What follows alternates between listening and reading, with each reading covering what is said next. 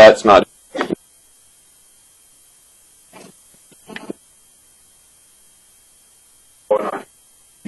Thanks to the Aldrich Act of 1908, the National Monetary Commission was created. Because it studied the economic history of the United States. And then in 1913, they come back and say, hey, this is what the problems are, and this is what needs to happen. Well, guess what needs to happen? They say we need to have a bank. We need to have a Bank of the United States that can control our economy.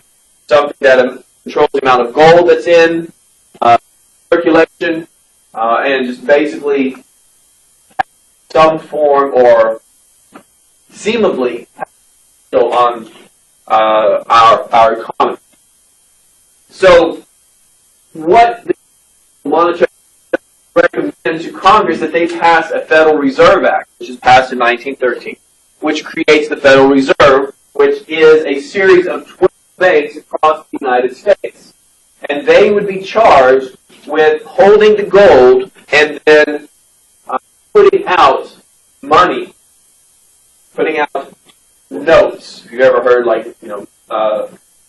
dollar bills referred to as, notes. That's what they're talking about here.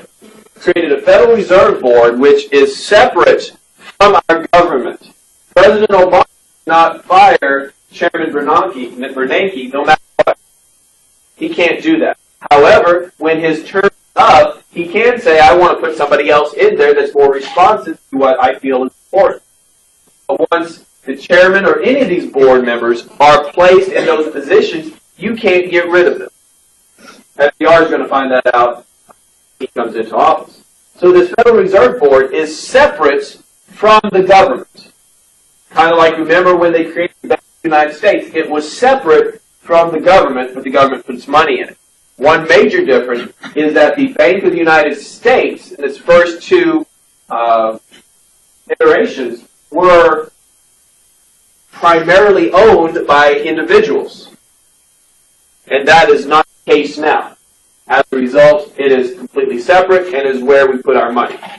Now, remember, that was allowed was banks were allowed to issue their money. So here we have the Erie and Kalamazoo Railroad Company that had enough money that they had their own bank. As a result, they were able to issue their own.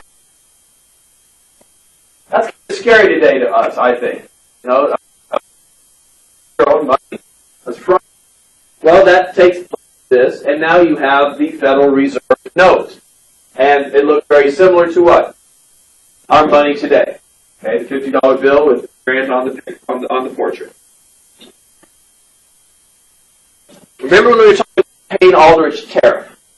Payne-Aldrich tariff, it originally started off in the House of Representatives. In the House of Representatives is that it is a tariff, it is a tax, it raises. The Constitution says all taxes in the House of Representatives. Why?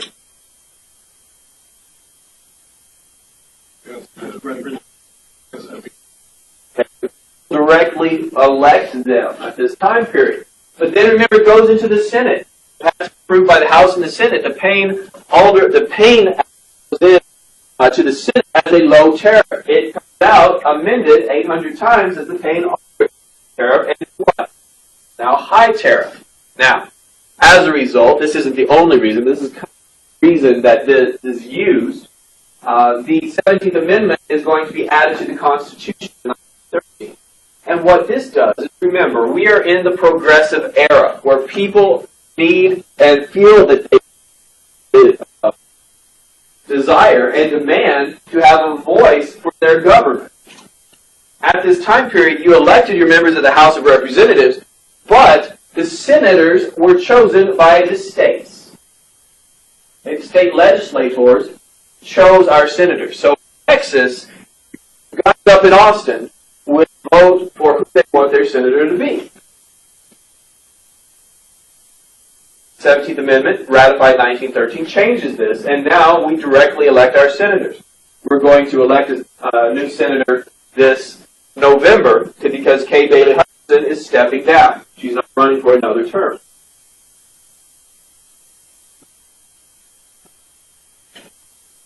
So Wilson is going to continue to pursue many of the goals that Theodore Roosevelt established as president in dealing with trusts.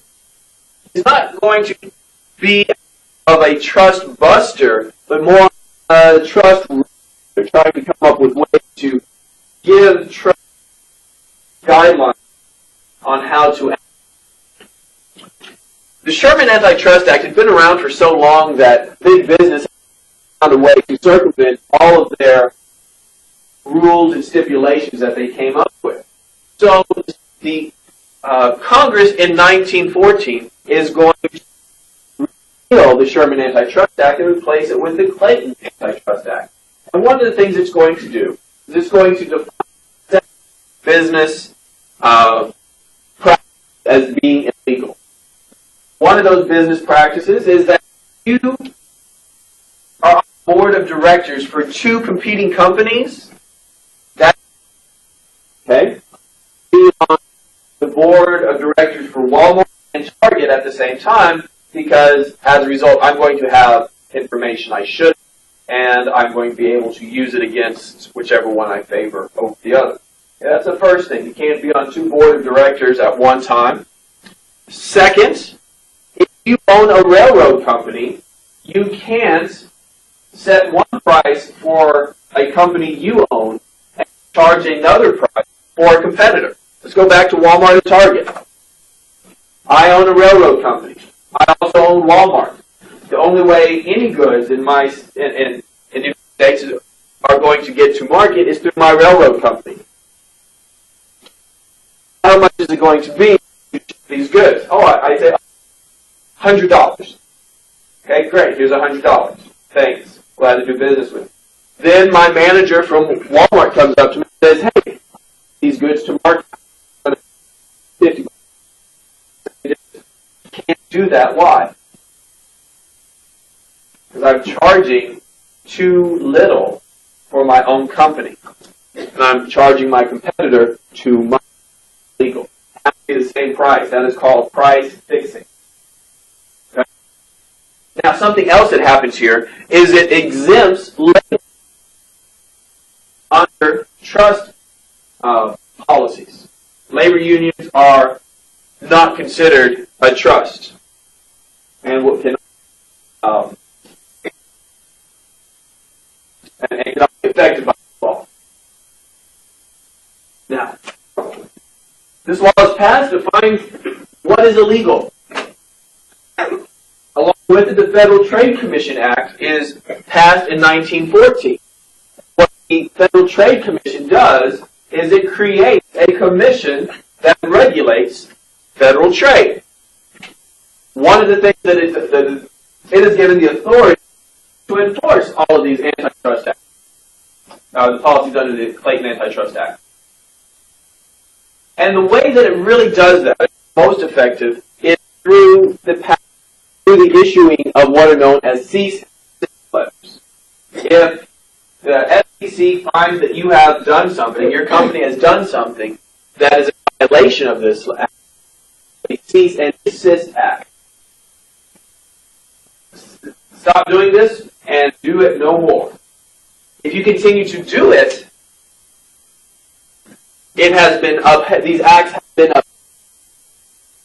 of law, and you can be tried for violating the Clayton Antitrust Act.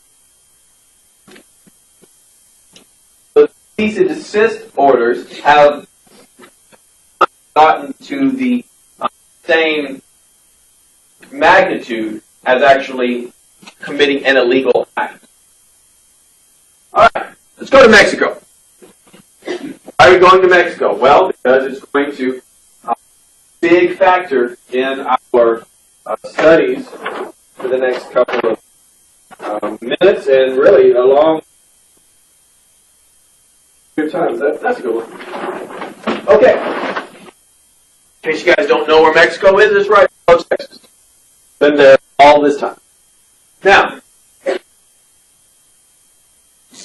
1871,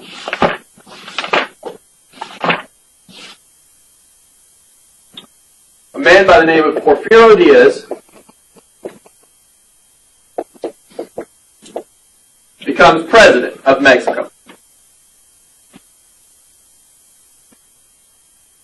1871. Porfirio Diaz becomes president of Mexico. In 1910, he is getting old, he's getting feeble, he's no longer really able to control the government of Mexico, and is ousted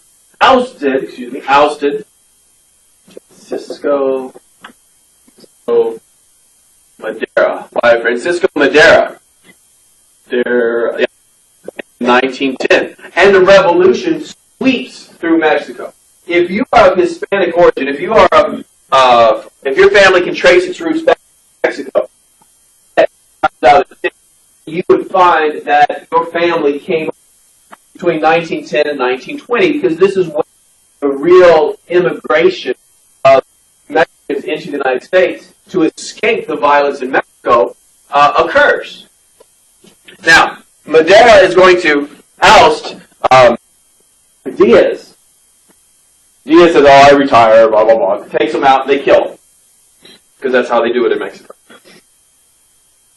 Madero is going to be in office for a very short time. When he is assassinated, and by Victoriano Huerta, who becomes the new president. Why? Because instead of election, they shoot people. So, Huerta is going to become the new president, and he appeals to the United States for recognition of his new government. Wilson says, no, we're not going to do this. That recognize a nation come into power via revolution. I'm not going to do that. Now, his successor, Warren G. Harding, has no such compunctions. And it's like, hey, no problem. Yeah, you kill somebody, cool, no problem. We'll recognize. But for Wilson, that's a major no.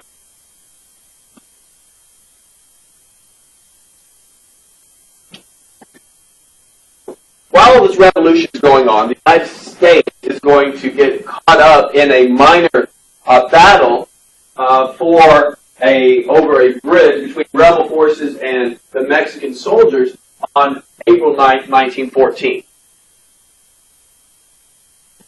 At that time, still today, the United States had agreements worldwide with different nations that we were at peace with, that if we needed to go and pick oil, food, what have you, that we would make arrangements and it would be made available. A flotilla was in the Caribbean Sea, the Gulf here, and needing to be resupplied. The USS Dolphin sends sailors to Tampico Bay, where arrangements had been made to get more oil. Sailors flying the Stars and Stripes whaleboat, which is a rather large boat. It's not a ship, it's a boat. Arrive at Tampico Bay. When they arrived there, Mexican soldiers had been in a battle with rebels at a nearby bridge earlier in the day. Who really cares? It's not their business. However, the national soldiers still have on the heightened awareness, and these people come up to the bay, get out of the bay, go where a whole bunch of drums are on their land, and start. What they're doing is stealing it. So they go over there to investigate what's going on, and these American sailors are taking the drums on the whaleboat because they've made arrangements to do that. They go doing this in Spanish. The Spanish, they don't know what's going on, and the American sailors do what all good Americans do when confronted with a person who doesn't speak your language. You start yelling at them, because when you start yelling at them and you speak louder, they automatically understand what you're saying. Right? No. As a result, the Mexican soldiers point their rifles at sailors and arrest them and take them to a nearby jail.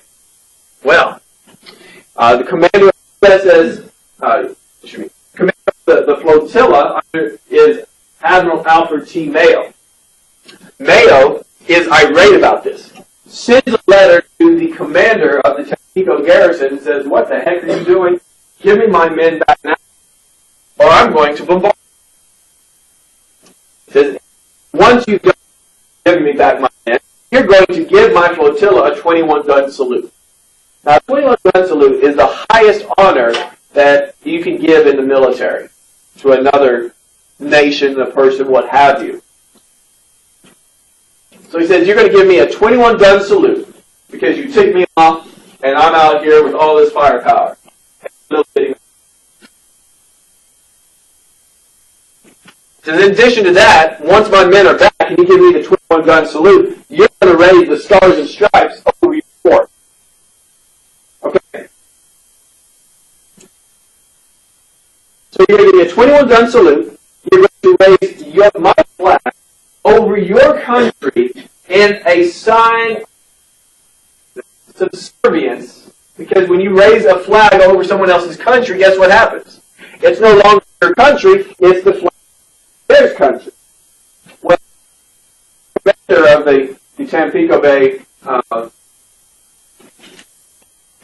detachment, the encampment, sends the men back, gives a 21-gun salute, but refuses to hoist Stars and Stripes. Mayo is furious, and he orders that Tampico be bombarded. Somebody is really feeling their oats today. All right? So, when Wilson finds out about this, he's furious. Who's he furious with? No, he's furious with Mexico. So he goes to Congress and says, "Congress, I want permission to send troops into Mexico." And Congress says, "Sure, we can't let those Mexicans show us, be disrespectful to us." So what happens is we end up invading Mexico, and we take over Tampico. Sir, yes, I know. We realize we kind of screwed up here. And we find it hard for ourselves to get out of it. So we turn to Brazil and Chile to arbitrate a peace between us. That is known, those three are known as the ABC powers. We turn to the ABC powers. Yes, Jason. Who are the ABC powers? Argentina, Brazil.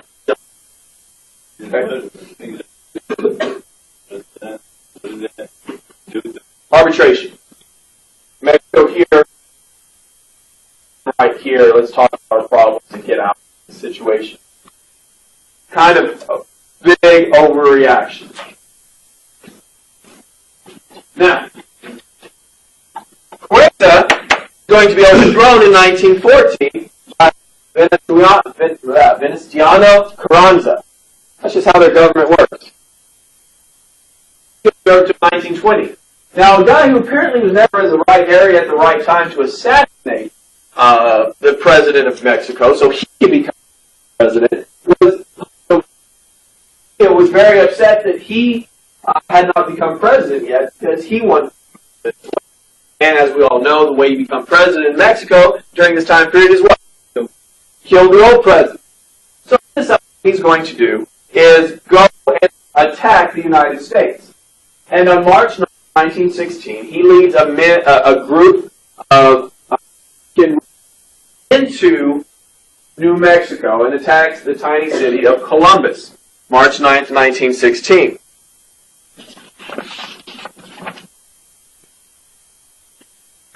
In this raid, he will kill 17 Americans. Wilson is furious. He contacts the highest-ranking Army soldier in the United States, General John Blackjack Pershing, and tells him put together an expeditionary force called the American Expeditionary Force and go into Mexico and bring me back Pancho Villa. Pershing puts together the AEF, gets gets 10,000 soldiers, and he goes down into Mexico. And he tools around there for a long time, never finds anyone. But he's down there when World War I breaks out. So he's down there a good time. Occurs 1916, and we're going to go in, and well, that's when we go into, let me rephrase that. When we go into World War I, he's still down there because 1916, World War I is already erupted. We'll get there in a second. Now, as far as Mexico goes, it's going to change for the better for some people in 1917. I'd say for the Mexico changed a little bit. They adopt a new constitution. What is today? What is the chief export of Mexico? Where do they get the most money from?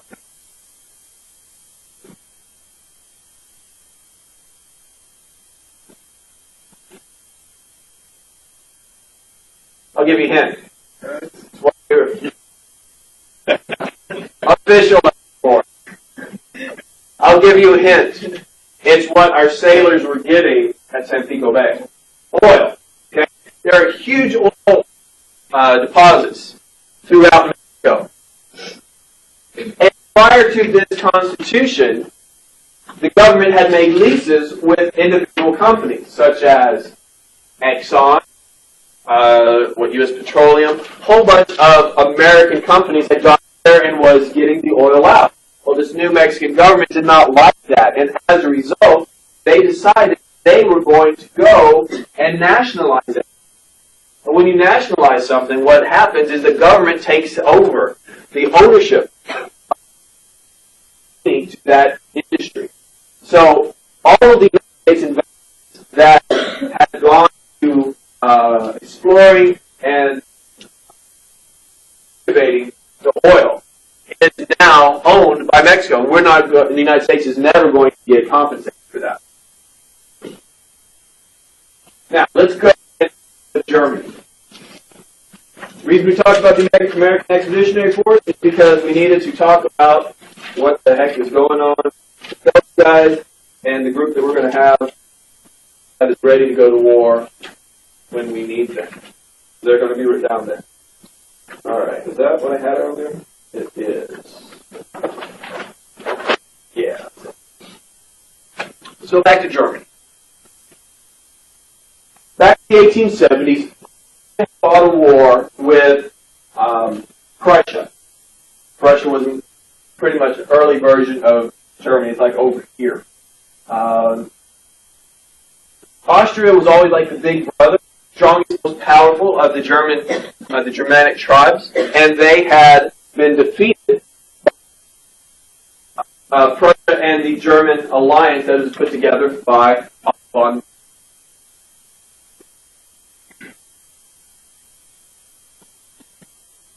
When they were defeated, they were that recognized that Germany, as it was about to be created, was the dominant power of the Germanic tribes. Okay? They said, big brother, now little brother.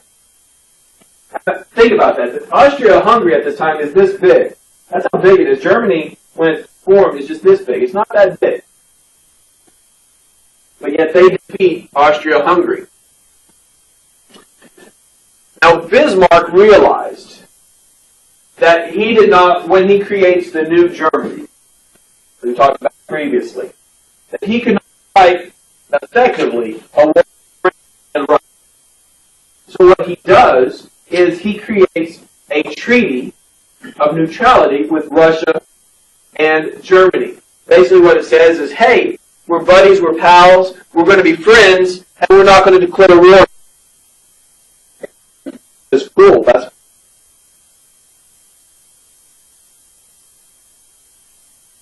jump ahead now to the turn of the 20th century. And Germany's industrial complex is growing at leaps and bounds during this time period. It is second to none in economic growth per year. Second to none in economic growth per year. Yes. Okay. The German industry is growing at record paces. England's is still larger. But then there's Germany. England's bigger, but at this point, Germany is catching up quicker. With this new economic might, Germany says, we need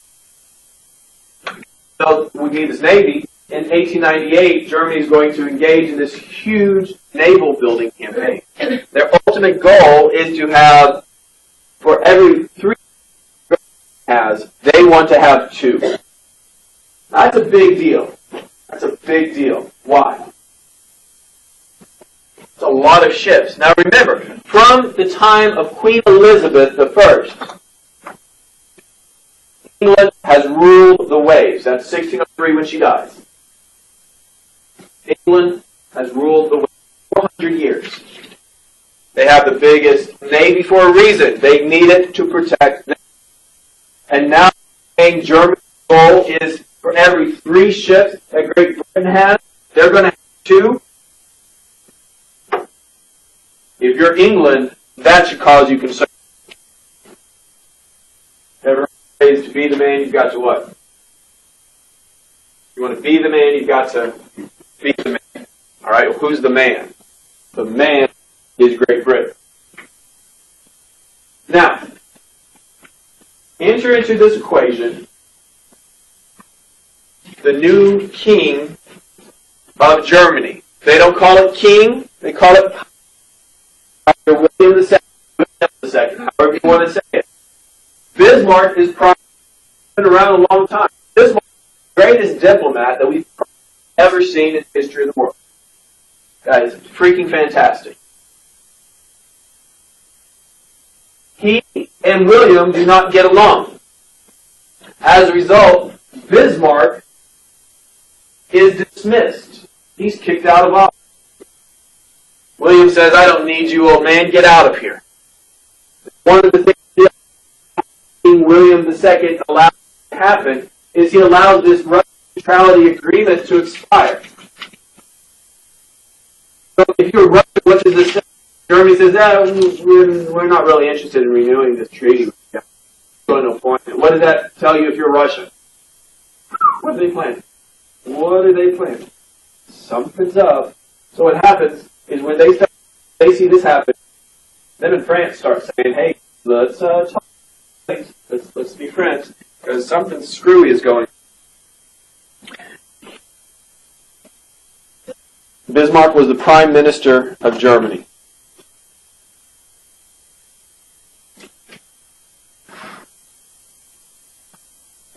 Now,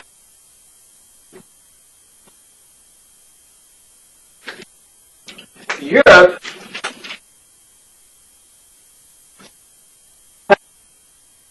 in a to regulate war. Have you ever heard this phrase? The rule of war. Okay, you have certain guidelines that you abide by. Geneva Convention. These things are an agreement on what's acceptable in warfare.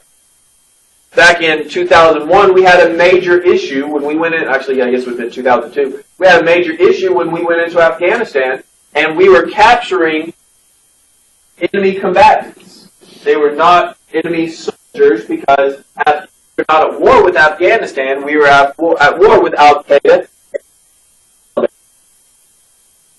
And they do not adhere to the rules of war, such as when we go to war, what do all our soldiers wear? Uniforms. They do not. They just grab a rifle and go. Okay, that's against the rules of war, and people are saying, oh, they're not prisoners of war, you can't treat them like you need to just, whatever. Okay? Yeah, let's just let them out in the wild again. What are they going to go do? Find another rifle and shoot one of our soldiers. But throughout history, there have been these conferences that are about to dictate what should be done, how it should be done. And in 1899, there would be a aid. And 3 things this regulate war. The first is the banning of aerial bombardment. Now, look when the Wright brothers flew. 1999. Well, why are they getting rid of that? What are they talking about? They're talking about bombs. Can't drop bombs, hot air balloons. So, forbid the use of chemical warfare. Poison gas. You can't use poison gas in war. We have things such as chlorine gas that basically makes you choke to death. You have mustard gas, which limes you. You have a whole bunch of different chemicals now that people have come up with.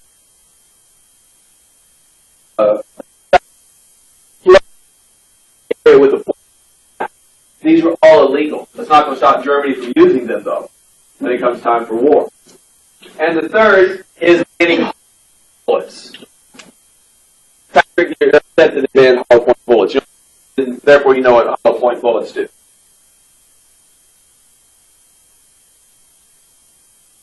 What about when they hit a person?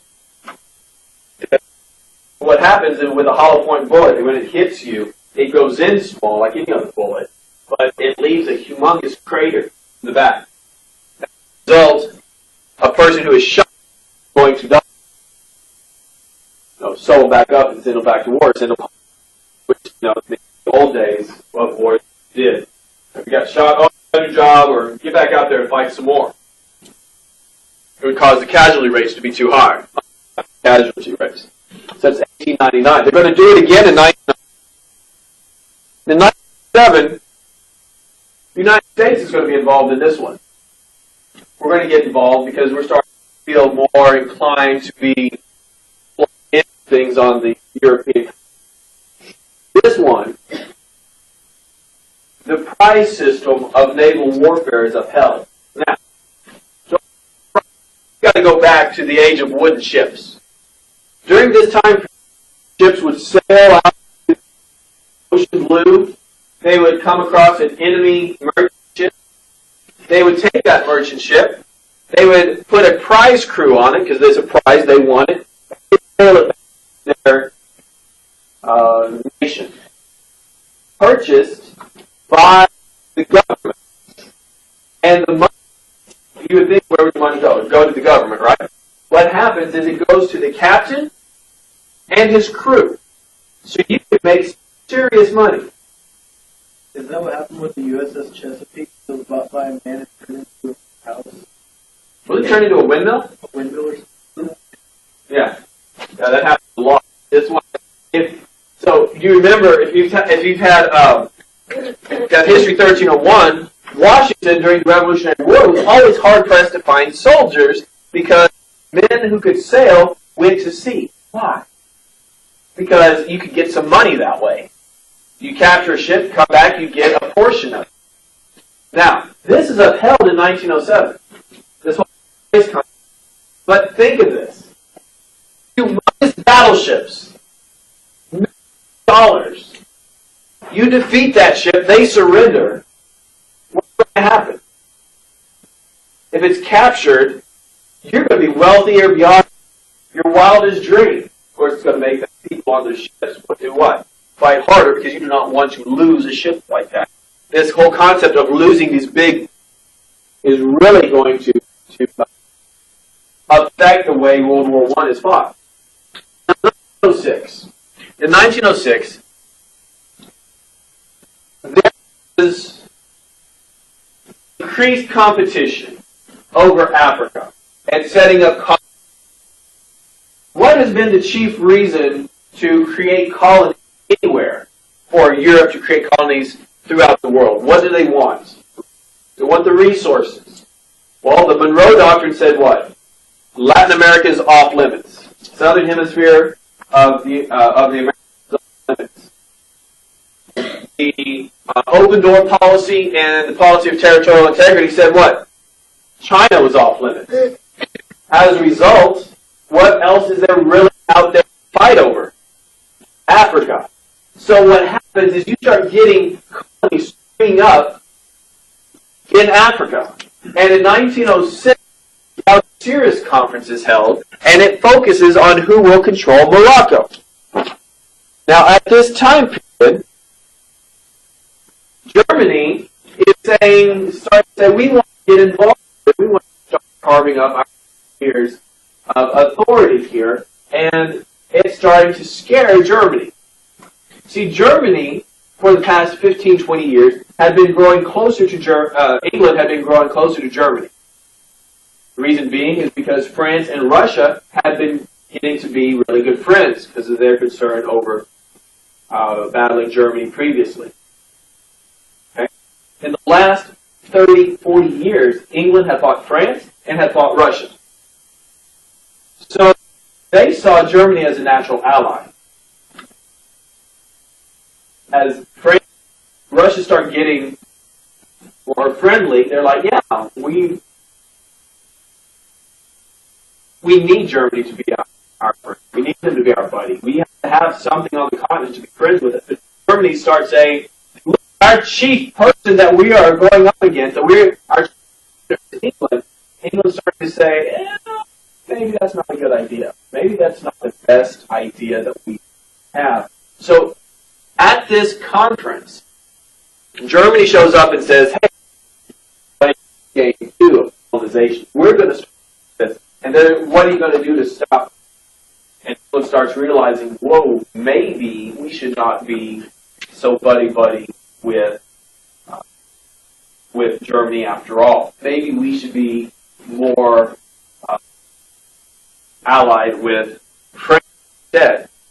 And so they get that way. Now, I love this graphic. This is one of my favorite ones. I've never seen anything that best describes how screwed up everything is at the start of war. By the time World War I starts, Britain and France signed a treaty of alliance that said if France was attacked by Germany, Britain would come on the side of France. Russia had signed an agreement that said if Germany attacked Russia, France would attack Germany. If Germany attacked Russia, would attack Germany. Got that? England had signed an alliance, a treaty that said if you're at war, Germany will provide you assistance. Okay? Got that? Now here's the fun part. Germany had an agreement with Austria-Hungary that said, we'll protect you. Italy says, we want to play too, if you guys get involved in this type of stuff. The Ottoman Empire, which is this area right here, what we know as Turkey, Israel, that whole area, was, since the Crusades had been Muslim, and had been under a sultan. Well, by this time period, the sultan really doesn't have much control over anything. And the Ottoman Empire is considered the old man of Europe. Basically, he's going to die long when he dies, because there's no heir apparent. And you'll see this when we get to the end of World War I. But this is where we are. Okay? Now, to make matters more confusing, this area right here is known as Eastern Europe. Right here, Eastern Europe. It's what we today know as Romania, Bulgaria, Serbia, Albania, and some Poland, Czechoslovakia, those areas right there. It's important, more important when we get to World War II. In this area, you have Serbs, you have Croats, you have Bosnians, you have Bulgarians. Okay? To make that worse, let's throw a little religion in there. You know, nothing divides people like a whole bunch of religious issues. Serbs are what are known as Orthodox Christians. Orthodox. That's a D. That looks very bad. Orthodox Christians. Croats are Catholic. Bosnians are Catholic. And then Bulgarians typically are Muslims. Okay? So what happens now is you have three distinct groups of people who can't stand each other and believe believe that the other side needs to die.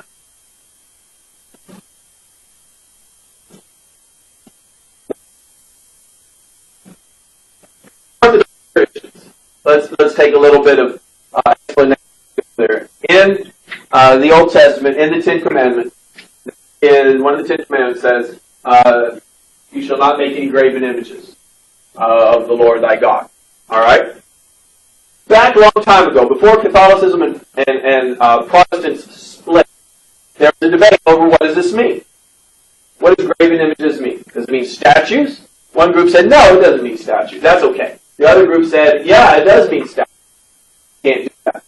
As a result, it split. One group would pretty much occupy all of Europe, Western Europe. The rest would pretty much take over this whole area. This area right here, predominantly Orthodox. And if you've ever been to an Orthodox church, they have statues. They have a lot of paintings, but they do not have statues. You go over here and you go to Catholic churches and you see a lot of what? You see a lot of statues. Okay? That's where that split comes from. As a result, this is where we are. Eastern Europe is considered the powder keg of the area. What does it refer in 13 the tunnel? They run for their lives and have boom! Explosions down the crater. Well, that's what it is. This whole area is ripe for explosion. All it's going to take is one spark, one bullet, what have you, for this all to go up in flames. That flame is going to be ignited in the depth of an archduke. Now, by this time, we have two distinct armed groups in Europe. You have the Central Powers, also the Triple Alliance, and this is Russia. Germany, Austria, Italy, Ottoman Empire. Okay? And then you have the Triple Entente, which is the Allies, and this is Great Britain, France, and... Now, to make things even more interesting, the Triple Entente are all first cousins. Everybody. Really all first cousins because of that whole, you've got sons together, just get them married, and we'll have a alliance on this.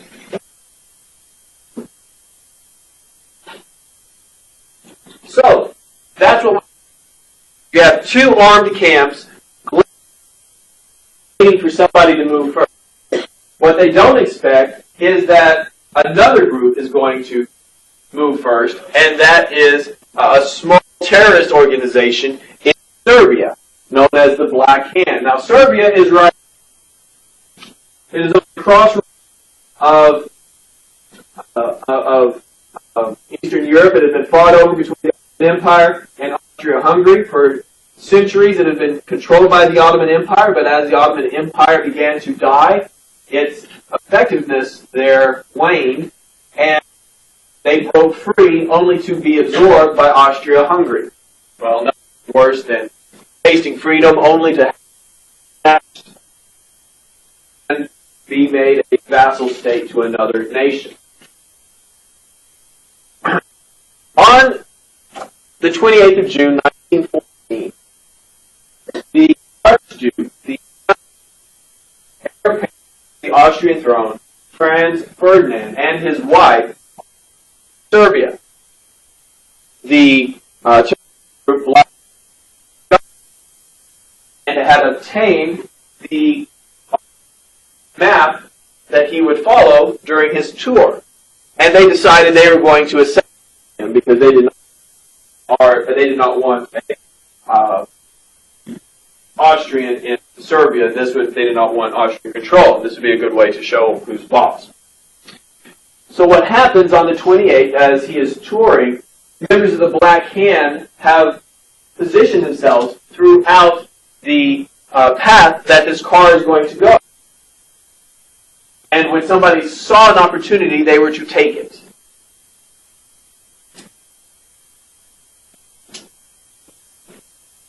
Earlier in the day, a member of the Black Hand had gotten close enough to the Archduke to take a grenade and throw it into the back of his car. One of his security guards sees it, grabs it, throws it out, and yells at the driver to floor it. So it takes off. Black Hand, realizing they're going on a different map, realize that their plans are completely destroyed. One of the individuals with Black Hand members is Gabriel Principe. Gabriel Principe is upset because he was a committed rebel, willing to kill Franz Ferdinand. However, nothing makes him feel better than going and getting a good sandwich out. Revolutionary activity fails. So he goes and he gets his at his favorite sandwich shop in a veranda. And you think I'm just making this is actually true. When he sees a car drive by, and it's the Archduke and his wife. They're continuing their tour, but since all the crowd first, they're just continuing as if they were nobody else yet. It's in Serbia. This is in Serbia. Yes, sir. Who's the Austria. Yes, he's Austrian. And remember, Serbia is controlled by whom? Serbia is controlled by. So what happens is Principe grabs a pistol that he has and shoots him. He shoots the Archduke and he dies. Awesome. Now, Austria is furious. They demand reparation. They say, you are going to give us this Black Hand, this territory. You are going to turn them over to us, or we're going to declare war on you.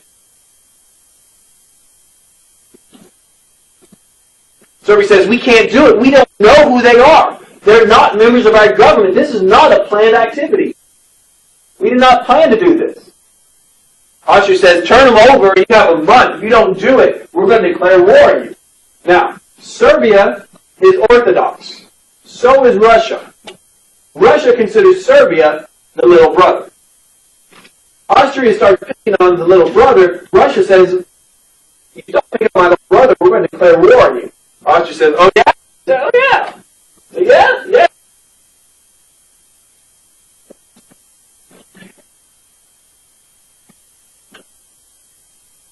What you have is, since Serbia cannot turn over something people they don't have, Austria declares war on Serbia. To which then declares war on Austria. To which Germany, who had signed an agreement with Russia, with Austria-Hungary to protect them from Russia, declares war on Russia. To which, France, who has signed an agreement with Russia that if Russia is attacked by Germany, will do what? Declare war. Whoop, there you go. On Germany. To which Great Britain declares war on Germany. To which Italy says, we want some too. And Ottoman Empire says, hey, this might be fun. And next thing you know, Europe is in flames and the United States is going, what happened? What the? This is absurd. But the one thing we realize, one thing we realize is that the United States needs to stay neutral. Okay? We're like, hell, we're not getting involved in this stuff. This is a mess. This is crazy. Forget it. No. Yeah, we're friends with England. Not that good of friends. Wilson is still president. We'll see him again. We're going to see him right now. So, the United States says we're neutral. Neutral rights, neutral carriers make neutral rights. Historically, under the rules of war, a neutral ship cannot be kept from going to any port in the world. However,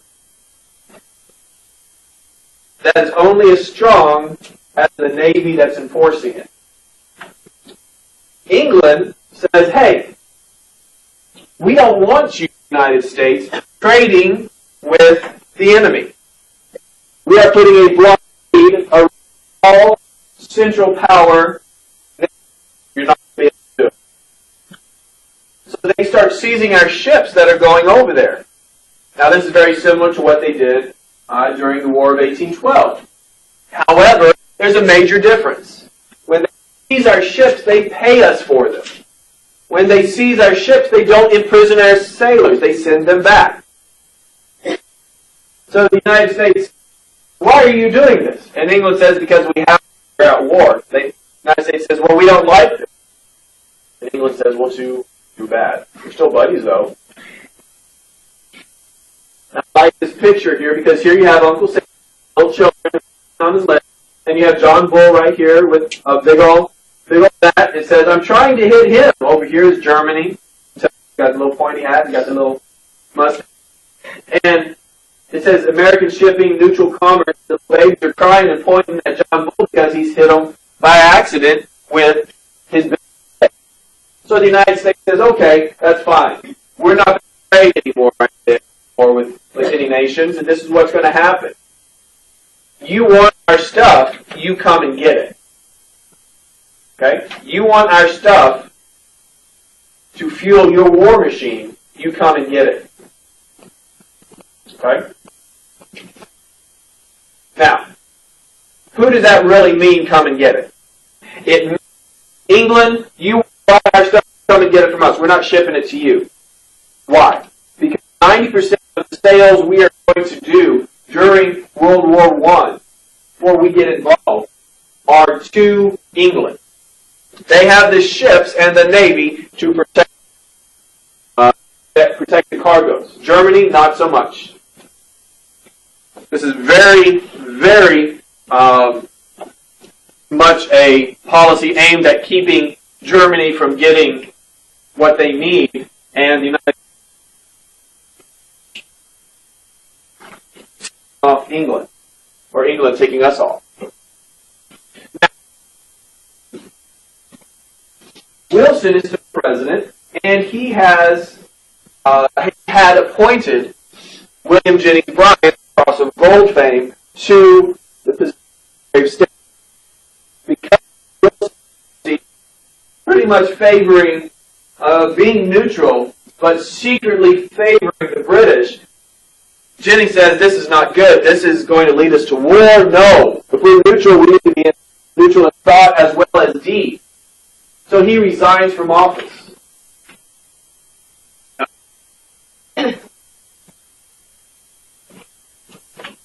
Now, any economic concerns we may have are kind of supplanted by the fact that as always, whenever there's a war, where do people come to get the best equipment and supply? They come to us. As a result, our economy starts rising, so any concerns we have about England preventing our ships from going places are ignored because of that. Now, take a moment and talk about new innovations. From 1903 to 1914, airplanes are pretty much there's really not any way to find any great use for them. But like most things, whenever war comes along and somebody says, hey, that could really change warfare as we know it, you're going to see dramatic changes. And especially in World War I, you're going to see planes be used from spot. Next thing, planes going up and shooting people down. Whenever we talk about World War I, we have to talk about arch enemy, the Red Baron. Now, the Red Baron is the number one the German or Central Powers in World War I. He has the most kills of anyone in World War I. His name is Baron von Richthofen. He's well known for flying fixed-wing plane. Now, at the beginning of the war, there was a major problem. Very beginning of the war, you guys made fun of my drawing earlier. I'm very self-conscious about it now.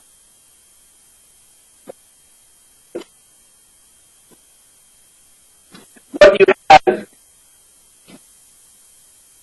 was you have the pilot right here, and you have the gun up here. So the pilot actually had to get up and shoot if he wanted to shoot forward. Now you've all seen the ones, like if you've seen Indiana Jones and I think it's the Last Crusade, where his dad shoots off the tail fin. There's another gunner back here that pivots.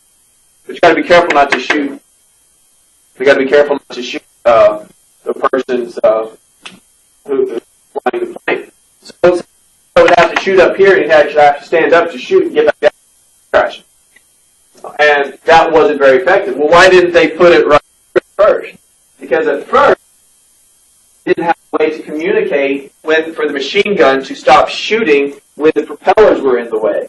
And you would have the propellers shoot off by the bullets.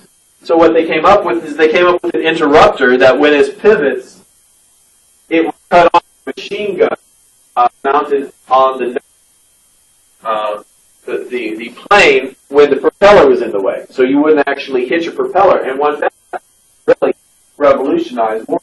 Eventually, the Red Baron, von Richthofen, is shot down by the British ace, but he's still done enough damage to be the greatest, really the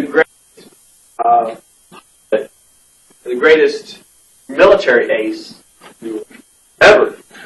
So I don't think he's ever got to ace, or really, especially not in jet craft. Now, the second thing was talked about are submarines. Submarines are going to revolutionize the way warfare is conducted at sea, especially in World War II. But in World War I, they see their first widespread use in a major war. The United States had engaged in submarine warfare during the Civil War. The Confederates had the CSS Hundley. You had, during the American Revolution, you had I don't know if it had the USS. It was called the Turtle. Basically what they did is they took two kegs, put them together, got a guy inside of it, put a little air nozzle at the top, and a guy would row to, he would paddle, like a little rudimentary paddle system, that he would go to a British ship, try to attach a mine, and then leave, and it'd blow up. Hopefully he paddled quick enough to get away before it exploded and killed him as well. Submarines have been around since Alexander the Great. There's a record of him using one. I want to say it's on the Nile. I don't know if that's correct. But the technology has now gotten far that you can actually put these to sea and use them to sink ships. These are really more submersibles than they are submarines. When we think of submarines today, we think of a guy being, really far down for weeks at a time. No, this is like maybe an hour at a time. What would happen is they're so low to the ground, as you can see in this picture, low to the water, I'm sorry, that you could see a ship far off, and you would hide these submarines. The Germans call them Unterseeboats, which you can pretty much guess is what? Undersea boats.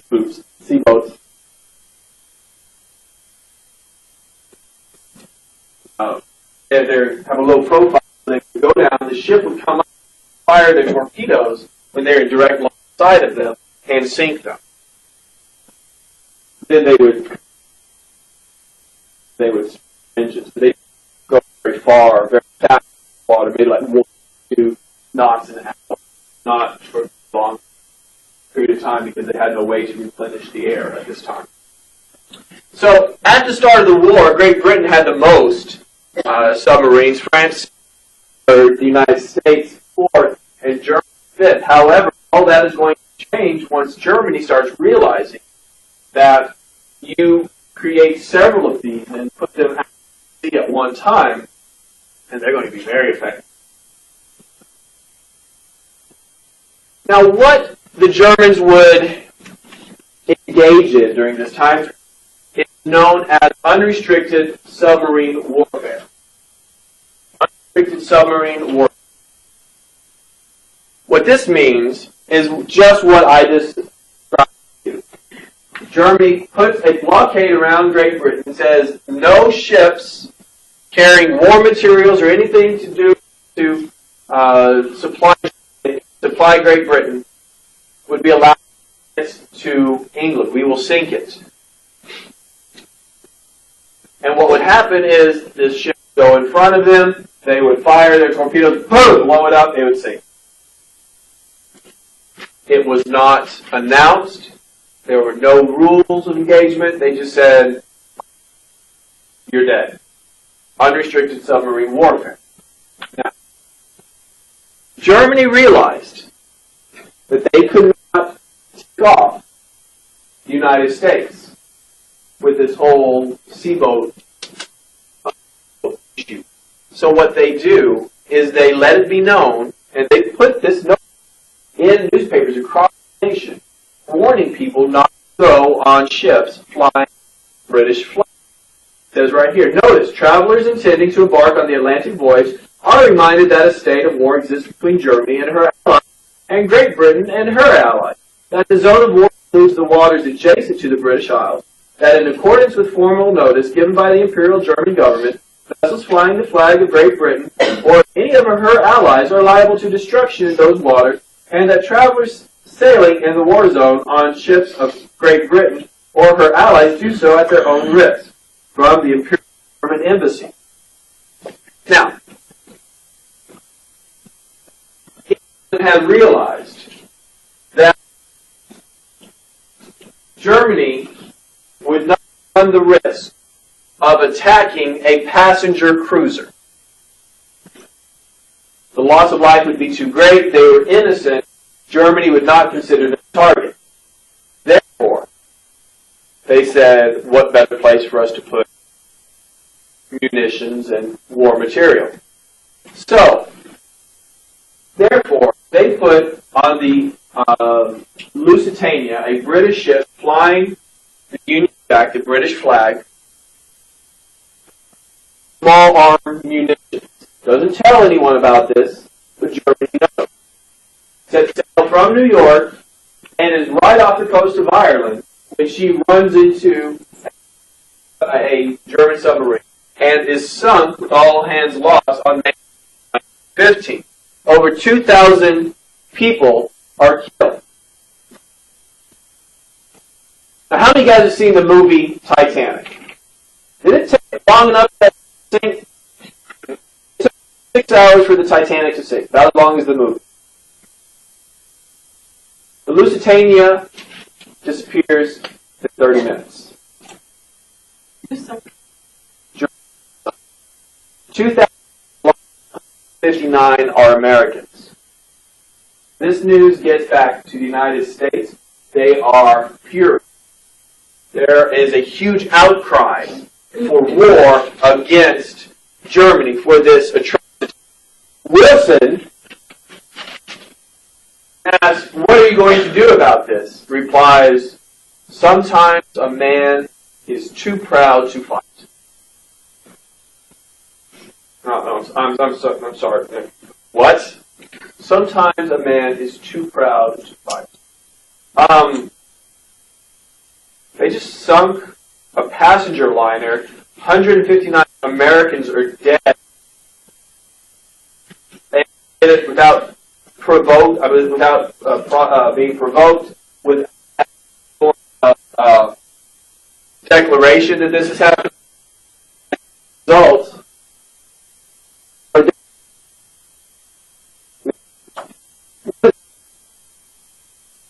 Somebody comes up to you and says, "Your mom is and you say, "I'm too proud to fight you for that cause." What does it make you sound like? Cowards make you sound like a sissy. Well, who is the ultimate anti-sissy around at this time? And who's loving this? Who is loving this? Like, oh, that sounds great. Comeback time. Who is it? Theodore Roosevelt says, that's the damnedest thing I've ever heard. Man being too proud to fight. What's that out in the White House? He starts going around and says, create my own little battalion. I want to get my own little group, and we're going to go over there just like the Spanish War.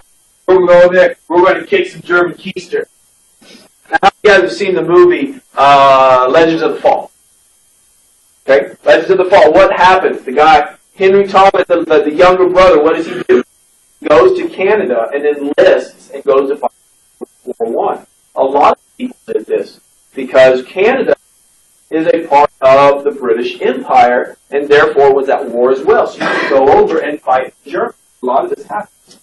Now, Wilson kind of stays out of the equation here.